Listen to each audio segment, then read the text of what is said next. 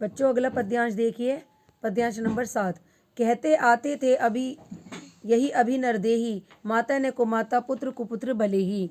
आत्मग्लानि में डूबी हुई केकई कहती है कि अभी तक तो मानव जाति में यही कहावत प्रचलित थी कि पुत्र कुपुत्र भले ही हो जाता है, पर माता कभी भी कुमाता नहीं होती। अर्थात पुत्र माता के कर्तव्य के प्रति अपने कर्तव्यों को पूरा करने में चाहे कितनी भी लापरवाही क्यों ना दिखाए, उनके प्रति कितना भी अपराध क्यों ना करे, माता उसे क्षमा कर ही देती है। लेकिन माता हमेशा अपना कर्तव्य सदा ही निभाती रहती है। किंतु अब तो लोग यही कहेंगे कि विधाता के बनाए नियमों के विरुद्ध यहाँ पुत्र तो पुत्र ही है, पर माता कुमाता हो गई। अर्थात संसार मुझ पर बुरी माता होने का आरोप करती है, बुरी माता होने का आरोप लगाती है।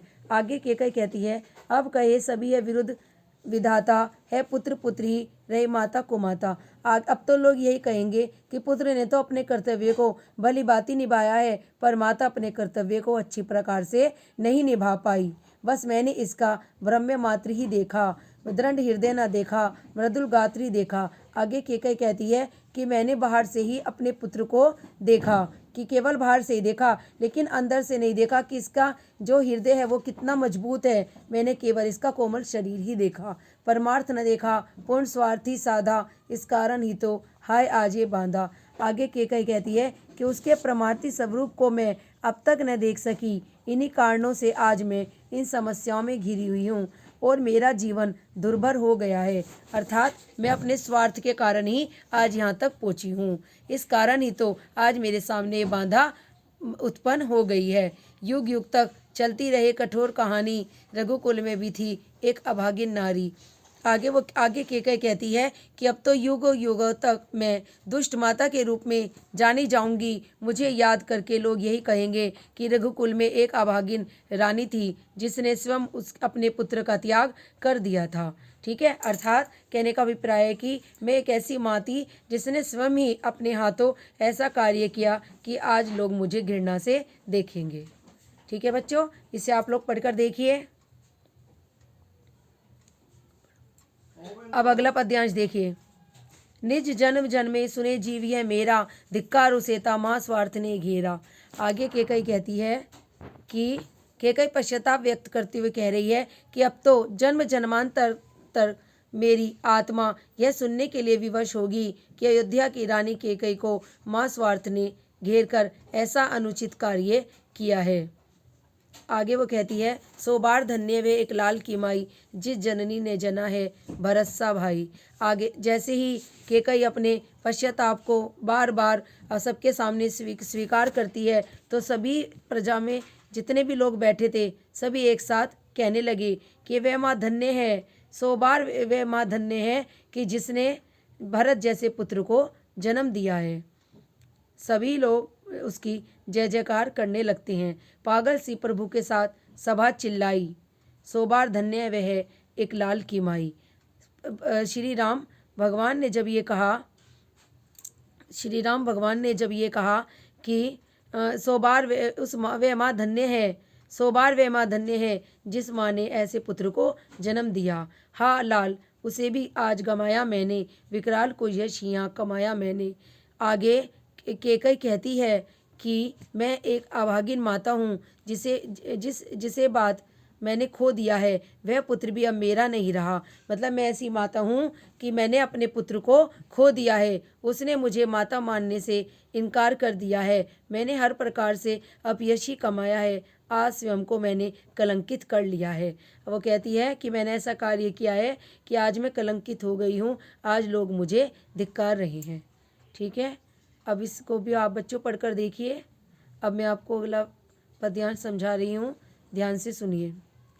निस्वर्ग उसी पर वार दिया था मैंने, हर तुम तक से अधिकार लिया था मैंने। पश्चाताप की अग्नि में जलती हुई केकई राम से कहती है कि मैंने अपने उस पुत्र पर अपना स्वर्ग सुख भी न्यौछावर कर दिया था और उसी के कारण मैंने तुम्हारा अधिकार राज्य भी तुमसे छीन लिया था। पर वही आज यह दीन हुआ रोता है। जिस पुत्र के लिए मैंने इतना कुछ किया है वह आज दीन होकर रो रहा है, दुखी होकर रो रहा है। शंकित सबसे धृत हरिण तुल्य होता है, श्रीखंड आज अंगार चंड है मेरा, तो इससे बढ़कर कौन दंड है मेरा। आगे वो कहती है कि वह इस प्रकार से रो रहा है कि जैसे किसी पकड़े गए हिरन की तरह सभी से भयभीत हो रहा है। चंदन के समान शीतल स्वभाव वाला मेरा पुत्र भरत आज जलते हुए अंगारे की भांति प्रचंड दिखाई दे रहा है। आगे वो कहती है तो इससे बढ़कर कौन दंड है मेरा। वो कहती है कि अब मेरी मुझ अभागिन नारी के लिए इससे दूसरा दंड और क्या हो सकता है कि मेरा पुत्र ही मुझसे अलग हो गया। आज वह मुझसे कुपित है, वो मेरे पे क्रोध कर रहा है, इसलिए अब मैं क्या करूं। हे राम, अब मुझे तुम और बहुत बड़ा दंड मुझे मत दो। पटके मैंने पद पाणी मोह के नद में, जन क्या क्या करते नहीं स्वप्न में मद में। हे राम, अब मुझे और अधिक दंड मत दो। मैंने अपने हाथ पैर मोह रूपी नदी में फेंके और पटके, अर्थात राज्य के मोह में मैं फंसकर मैंने ये सब कार्य किया है। मेरा यह ऐसा कार्य है कि जैसे कोई व्यक्ति पागलपन में अथवा सपने में ऐसा व्यवहार करता है। अतः मैंने मेरे इस कार्य रूपी पागलपन को अथवा सपने में किया गया कार्य समझकर ही मुझे क्षमा कर दो। तुम ये सोच लो कि मैंने जो भी कार्य किया है ये सपने में किया है, इसलिए अब तुम मुझे क्षमा कर दो और मेरे साथ घर को लौट चलो। ठीक है बच्चों, इसे आप पढ़कर देखिए। समझ में आ गया आप सबको? अगला पद्यांश अब मैं आपको समझा रही हूँ, ध्यान से सुनिए। हा दंड कौन, क्या उसे डरूंगी अब भी, मेरा विचार कुछ दयापूर्ण हो तब भी। केकई राम के सामने अपनी पीड़ा को व्यक्त करती हुई कहती है कि मेरे घोर अपराध हेतु जो भी दंड मुझे दिया जाएगा वह कम ही होगा। मेरी दीनतापूर्ण याचना के स्वर को सुनकर यह ना समझा जाए कि मैं दंड भोगने से भाग रही हूँ अथवा मुझे दंड स्वीकार नहीं है। हा दया हंत व घृणा, हा व करुणा, वेतारणी सी है आज जवी वरुणा। आगे वो कहती है वस्तुतः आज दया घृणा और करुणा सबने अपने अर्थ खो दिए हैं। आज गंगा और वरुणा जैसी पावन नदियाँ भी मेरे लिए नरक की भांति दूषित हो गई हैं। वो कहती है कि आज मैं क्या कर सकती हूँ। मैं सभी सज्जन व प्रबुद्ध लोगों से कहती हूँ कि मैं लंबी अवधि तक नरक का सुख भोग सकती हूँ, सह सकती हूँ चिर नरक सुने सुविचारी। आगे के कई कहती है कि मैं नरक की वो कहती है कि मैं नरक की सज़ा भोगने के लिए भी मैं तैयार हूँ। आप मुझे जो भी सज़ा देना चाहो दे सकते हो, पर मुझे स्वर्ग की दया दंड से भी भारी। आगे के कई कहती है कि हे राम, मैंने जिसके भरत के लिए आगे वो कहती है कि मैं स्वर्ग पाने की याचना का भार मुझसे सहन नहीं होगा। आगे के कई कहती है कि मैं स्वर्ग की इच्छा नहीं कर सकती हूँ, क्योंकि ये सब मुझसे सहन नहीं होगा, क्योंकि वह नरक की पीड़ा से भी कहीं बढ़कर होगा। लेकर अपना यह कुलिश कठोर कलेजा, मैंने इसके लिए ही तुम्हें वन भेजा। केकई कहती है हे राम, मैंने जिसके भरत के लिए अपने हृदय को व्रज से कठोर बनाकर तुम्हें वन भेजा था। वो कहती है हे राम, मैंने तुम्हें वन में ऐसे ही नहीं भेज दिया था, मैंने अपने हृदय को पत्थर के समान बनाया था, जब जाकर मैंने तुम्हें वन को भेजा था। घर लौट चलो, इसी के लिए ना रूठो अभी यूं, कुछ और कहूँ तो उसे सुनेंगे सब क्यों। वो कहती है हे राम, अब तुम घर को लौट चलो, मुझसे अधिक तुम मत रूठो, मुझसे नाराज मत हो। अगर मैं तुम्हें कुछ कहूँगी और तुम मुझे कुछ कहोगे तो सब लोग सुनेंगे, इसलिए तुम ये सब बातें सबको मत सुनवाओ, मुझको ये प्यारा। आगे वो कहती है कि अब तुम मेरी सभी बातों को ध्यान से सुनो।